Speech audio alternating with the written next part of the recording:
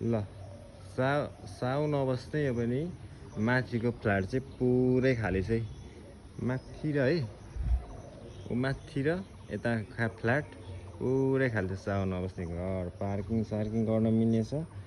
टाकटुकै छ है, व्यस्त एकदमै दामी छ बाहिरबाट हेर्दा चाहिँ।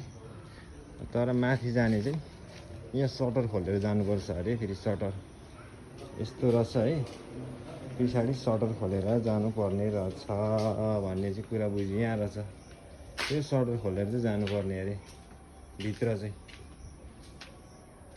यस्तो भित्र चाहिँ सटरबाट जानुपर्ने रहेछ यता अरे माथि, त्यहाँबाट आउँछ माथिको लाइन।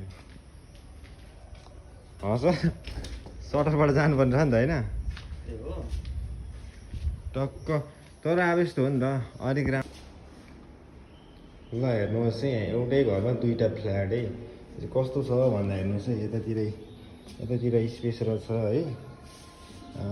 यतातिर यहाँ बेस रहेछ, यतातिर वासरुम टोयलेट बाथरुम रहेछ। साउजीहरू चाहिँ धेरै नबस्नु घर यस्तो रहेछ है।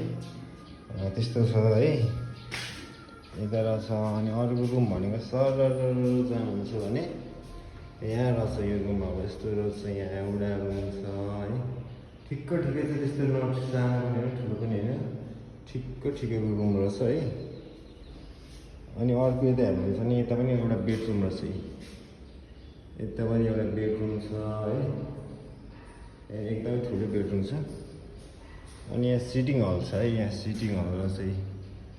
यो सिटिङ हल भयो। किचन चाहिँ रहेन रहेछ कि प्रब्लम त्यो भयो। यहाँ रहेछ। त्यसपछि यतातिर रहेछ अर्को।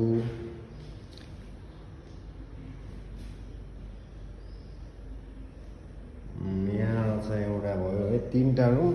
यता स्पेस छ खाली ठाउँ, यता पनि स्पेस छ। एकदम सफा चाहिँ गर्नुपर्ने रहेछ। देखिहाल्नु होला नि त। यति गएर अब माथि चाहिँ फेरि अर्को छ। माथिको भिडियो हेर्नुहुन्छ भने माथितिर पनि म देखाउन जाँदैछु है साथीहरू।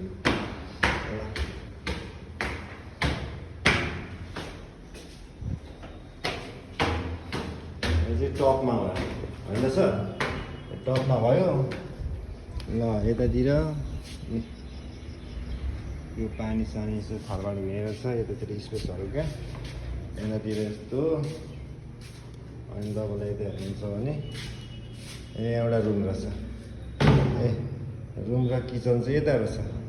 ल यो कस्तो छ भन्दाखेरि किचन चाहिँ यहाँ रहेछ टक्कसँग। यो भनेपछि तलकोले लिनुपर्ने रहेछ।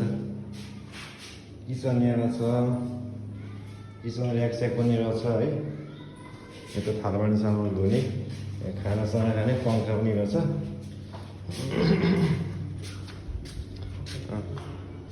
अनि यता चाहिँ यता कि धन्दा गर्ने पनि फाल्टै रहेछ।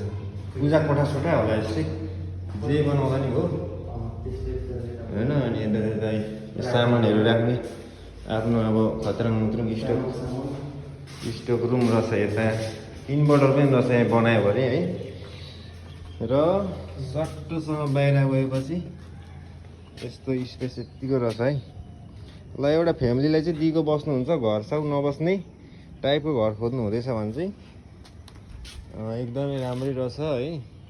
माथि छत भइगयो, त्यो माथितिर नचढ्नु होला। सोलर रहेछ, स्पेस छ लुगासुगा सुकाउने। किचन बेडरुम यता अब भइगयो एउटा केही गर्ने। अब तल भयो। ल यस्तै रहेछ है।